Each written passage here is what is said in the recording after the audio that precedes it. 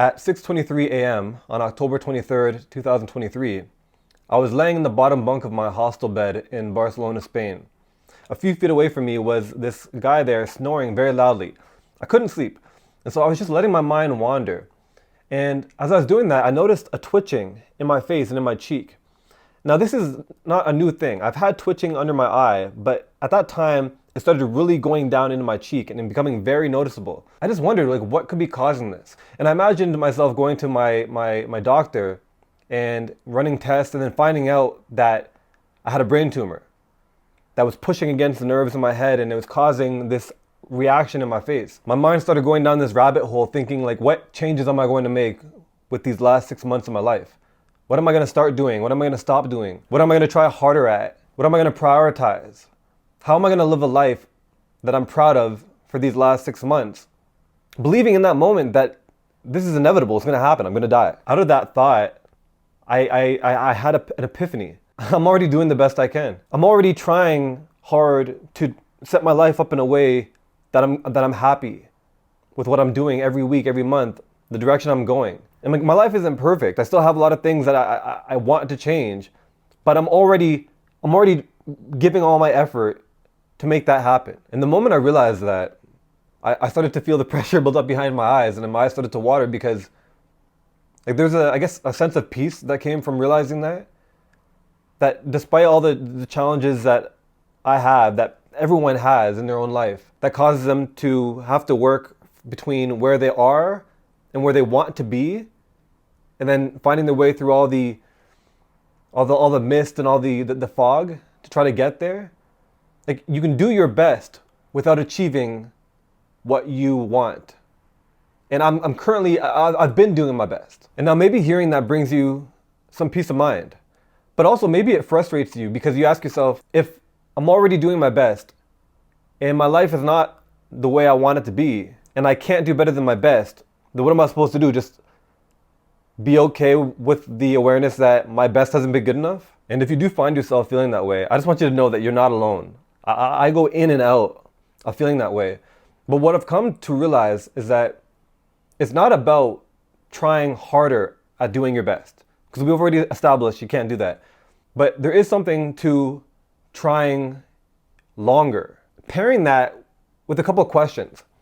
Because I believe we all do our best. That doesn't change. But I believe there's always room to change how we think about things.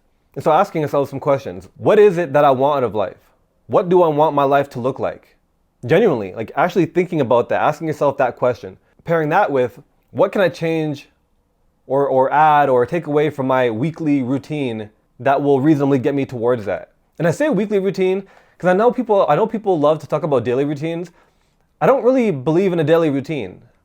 I believe in a weekly routine because everything I want to do with my life, I can fit into a weekly routine.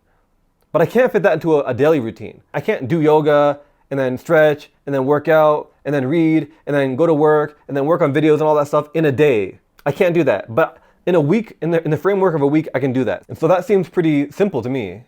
Ask what we want, consider what we need to change in our weekly routine to get there, continue trying our hardest and doing it for longer. But there's also another challenge that I've kind of noticed throughout my life.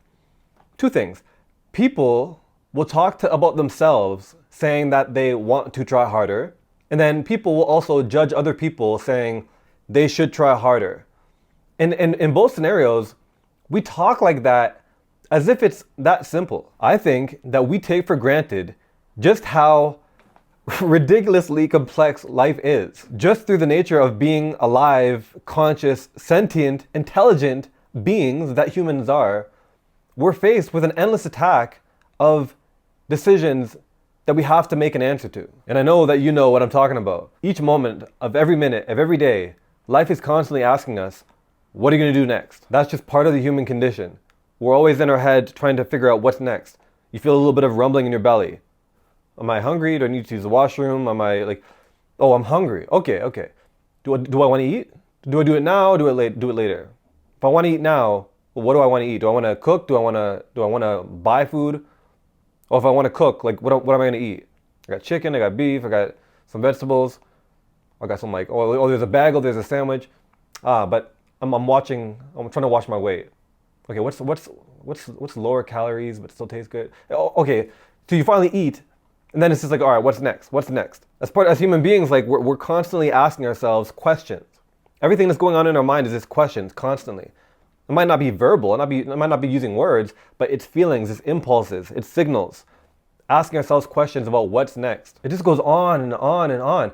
Every moment of our life is a 24/7 forced buffet of inquiries that we must answer to. And what happens when we have to make a decision, but we're too tired or we're too overwhelmed, we have decision fatigue, and then we just decide not to make a decision at all? Well, that's also a decision that has its own causes and effects.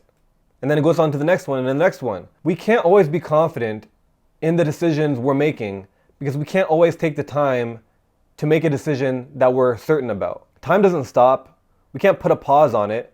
So we just kind of always have to act in the moment and do the best that we can. We're always just doing the best we can in the moment, even if it's not a decision that we want to do in hindsight, because we had to make a decision in the moment. And life is nothing but asking us to make decisions. And one thing I remember hearing is that, like in the army or military, if you're the sergeant, if you're the person that's leading or whatever, I've heard that it's better to make a decision that you're not sure about than to make no decision at all. It's a far higher priority to make a bad decision confidently than to make no decision at all. Because when you make no decision at all, you have no control of what's going to happen. But at least if you make a decision that's not perfect, that might even be a bad decision, but you're in control, that's better. And that's kind of what we're doing every day. We're making micro decisions kind of half-cocked. We don't really know what the outcome is. We don't even know if we actually feel that this is the right decision, but we have to make a decision and commit to it because it's so much better than making no decision and then just giving ourselves to the whatever repercussions that life has to give us. There's that saying that only a dead fish goes with the flow. It's why overanalyzing or overthinking can be such a burden on our lives, because paralysis by analysis. You know, it's just one of those things where if you think too long to make a decision, the opportunity to make a decision might have already passed. And that's not a good thing. No bueno. You're doing the best you can. And I truly believe that if you knew better, you do better. People sometimes have an issue with that because they think, oh, if you knew better, you do better. Well, everyone knows better. Everyone knows what they should do. It's just a matter of doing it. But we're complex. As intelligent as we like to think we are as human beings, we're not creatures of logic and rationale. We're not creatures of truth. We're creatures of emotion. We're creatures of feeling. We're emotional creatures first. That includes like your trauma, your experiences, how you were brought up, the people you surround yourself. All that stuff contributes to what you believe is the right thing to do in a moment. So it's so much more complex than just knowing what I should be doing and then doing it. We all need to extend some grace in just how complex life is. And so the next question becomes, if you can't do better than your best, and the solution is just to do your best for longer and think about what you want and make a routine around that, like what if that's not enough? You do all that and things still aren't better. I realize there is something that we can do that will help change like the mechanism that we use to have perspective on life. What I realized for myself, but I think it applies to everyone, is we have to intentionally expose ourselves to things that are new and things that are different than what we've previously exposed ourselves to.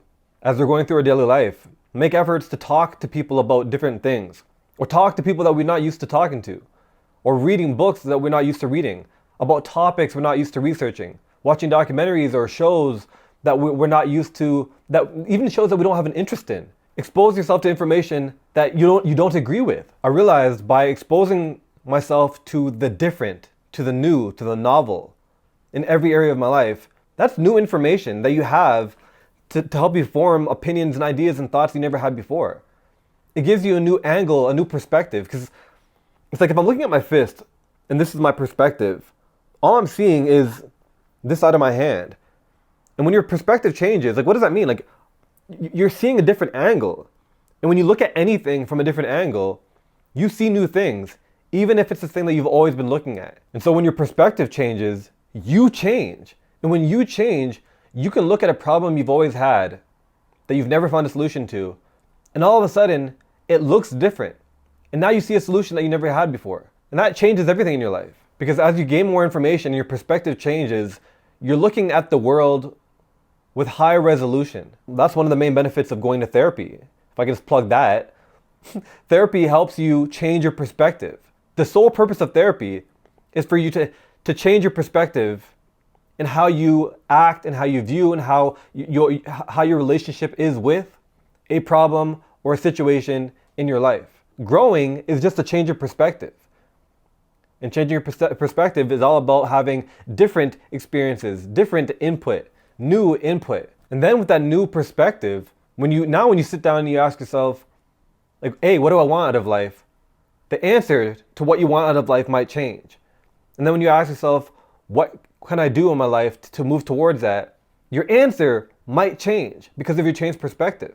And not only that, but your questions that you're asking yourself changes. And like that's the difference between someone that's been doing the same thing all along trying the hardest, but someone that's been doing the same thing for 15 years and their life has never changed. Not for the better, not for the worse, it's just never changed. They've been stagnant.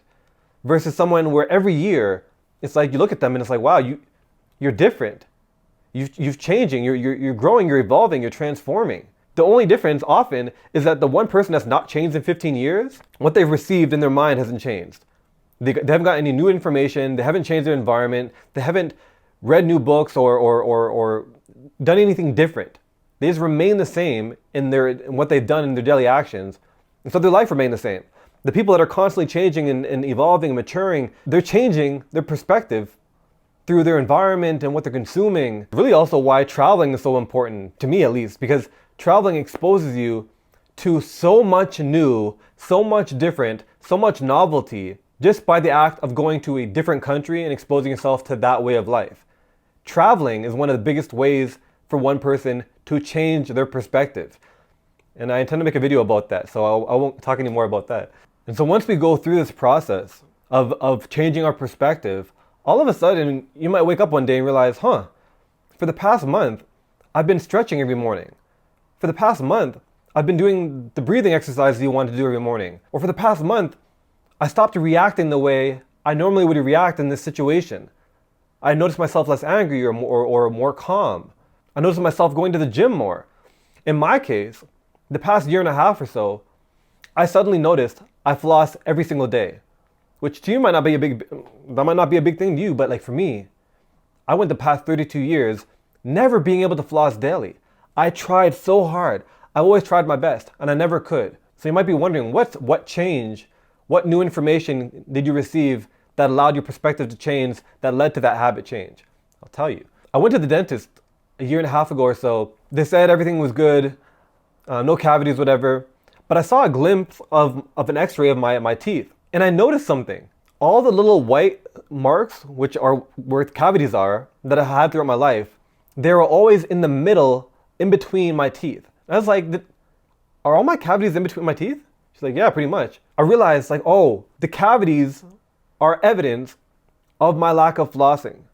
And that image was proof to me. If I would have just flossed my whole life, I wouldn't have had those cavities. Now everyone knows if you floss to avoid having cavities. But seeing the image, that was new information. That was different information that I never had before. It was physical proof. For some reason, that was enough for my perspective to change. And all of a sudden I started flossing every day, and I have ever since. It doesn't take a lot. You don't have to go travel to Rome to change your perspective. Sometimes it's just seeing a new image, hearing a new conversation, sometimes just hearing a different word. I have hundreds of those scenarios that have played out throughout my life. And you have them too. Everyone has them, but they look different for each person and how they show up in their life. Different information, different experiences leads to different perspectives, which leads to different decisions, which leads to different outcomes. That's the formula. If I found out that I'm dying in 6 months, I would not change anything because I'm already doing my best. With all the challenges and complexities of life, all things considered, you're already doing the best you can. You can't ask more than that of yourself. Keep going.